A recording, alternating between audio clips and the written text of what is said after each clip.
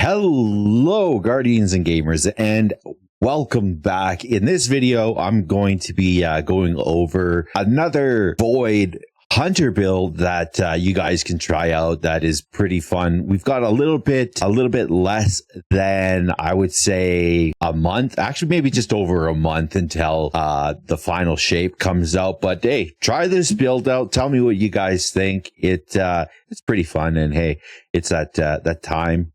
No, you need to put something else together and see how it works. All right, let's get into it. Starting with the subclass, obviously, like I said, Void. Right off the bat, our super is going to be Shadow Shot, Deadfall. So that is going to be the one that you hit the ground with. It's going to last a little bit longer, trapping any enemies that do come near it. Works absolutely awesome because it does suppress enemies as it traps them with that tether. Moving on, we got Marksman's Dodge. So a dodge to perform an evasive mover with a steady hands. Dodging automatically reloads your stowed weapon. You can do that, or you can put on Gambler's Dodge where it recharges your melee. Melee will also be your snare bomb, so you can also switch that up depending what you want. And it's Hunter, I'd only triple jump. The jump is up to you guys. So yeah, like I said, snare bomb for your Void melee. And another big one for this is going to be suppression grenade. Moving on to the aspects, we got stylish executioner. So defeating a weakened, suppressed, or volatile target grants invisibility and true sight. You can also use this one for doing finishers. So after performing a stylish execution, your next melee attack, while invisible, weakens targets. So even hitting a target with your jab, your knife is going to hit them as well. Next up, we also have a vanishing step. So dodging makes you invisible. So that's going to help out as well to make you invis. It also works with some of the other fragments, as well as the chest piece that we got on here as well. So next up, we got fragments. So we got Echo of Persistence. So Void buffs applied to you. Invisibility, Overshield, and Devour have increased duration. I do hate using fragments that have negative repercussion on your stats, but sometimes it's avoidable. Next up, we've got Echo of Cessation. So finisher final blows create a burst of void damage that cause nearby combatants to become volatile. Defeating volatile targets creates a void breach. So, you suppress or, make any target volatile and do those finishers. It just makes an explosion that is going to do a lot of damage to other enemies. You're going to be able to basically make things explode all around you. It's absolutely awesome. Next up, we have Echo of Domineering. So after suppressing a target, you gain greatly increased mobility for a short duration, and your equipped weapon is reloaded from reserves. Defeating suppressed targets creates a void breach. So melee final blows also start health regeneration. So even if that's throwing your smoke bomb and it kills enemies, or that is stabbing enemies, that is going to start your health regeneration. I do also like this one for using glaives. You can stab an enemy with a glaive that is considered a melee, and that will start your health regeneration as well. What we've got for weapons. So weapons, we got Lingering Dread. The reason I'm using this is because it has disorienting grenades. Now, if I had some really good RNG and just could say I only want kinetic grenade launcher that is auto-loading, orienting, would be awesome, but that's not my RNG. Moving on, next up, we've got Collective Obligation. Not a very often used weapon, just because it is more complex to make it work, but when you are making it work, it is absolutely awesome. To obtain this, you just have to keep doing the Vow of the Disciple raid. until it drops for you. Could be on the first time or could be on the 100th time. Next up, for our heavy, we are using none other but the Edge Transit Grenade Launcher. You can get this from doing Onslaught and, pulling it from Shaq in Hall of Champions. But right now, I've got Impulse Amplifier Destabilizing Rounds. So Destabilizing Rounds are absolutely awesome with this build. Also has Spike Grenades on it. So Destabilizing Round final blows cause nearby targets to become volatile. Volatile targets explode. Absolutely awesome.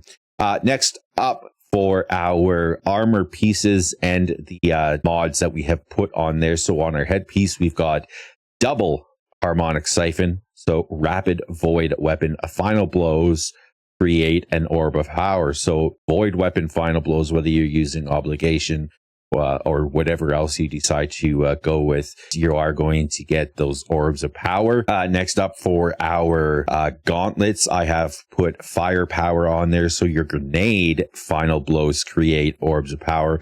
So when you are throwing that suppression grenade, it does have, if you have like weaker targets, it will take them out. So you can get orbs of power from that. We also have bolstering detonation. So grants class ability energy when you cause damage with grenades. So just throwing that suppression grenade out causes damage. You'll notice that it does take health away. It doesn't just suppress, it also does cause damage. Chest piece, we're using the exotic Gyrfalcons on our chest piece. I'll get into that in a minute, but on the chest piece, I just tend to put resistance mods that you can. They stack harmonic. So obviously that's going to be void resistance, solar resistance. And then this should be arc, but obviously I clicked on the wrong mod, but yeah, put arc on there. Moving on our legs, I have put recuperation. So replenishes health each time you pick up an orb of power. So another way to heal yourself. Another way to heal yourself is also, like I said, stabbing an enemy or throwing your smoke bomb and killing enemies that way. We've also got innervation, so reduces grenade cooldown each time you pick up an orb of power. So that's going to be another way to get your suppression grenade back. You can even put 2 of these on if you don't want the void weapon surge. But collecting those orbs of power that you are going to be creating, your void weapons gain a small bonus to damage while you have an armor charge. Your armor charge now decays over time. And next up for your class item, your cloak, we have gone with a Reaper. So shortly after using your class ability, your next weapon final blow spawns a orb of power. So that is going to make more orbs for you. We've also got Healthy Finisher. So this is also going to work with your Stylish Executioner. Doing those finishers is going to heal you. So it's another way to heal yourself and stay alive. Also, we have a Bomber. So reduces grenade cooldown when using your class ability. Let's go back over to the main screen. So our exotic chest piece, which is Gyrfalcons. So how Gyrfalcons work, so you got See Me, Feel Me. So your void weapons gain volatile rounds after you emerge from being invisible. As soon as you are not invisible anymore from just constantly going invisible, because basically everything you're doing will make you invisible. And another thing to point out as well is the more people that are using void, and you're able to get kills from, them also making things void debuffed, will also help you out as well. So a whole team of void, whether it's onslaught, raids, dungeons, and everything, that will work together very, very well with this build. So when you are invisible and defeat a combatant while using a finisher, all of your weapons gain bonus damage. Now here's the next one. You and your nearby allies gain a reserve overshield and improved class ability regeneration.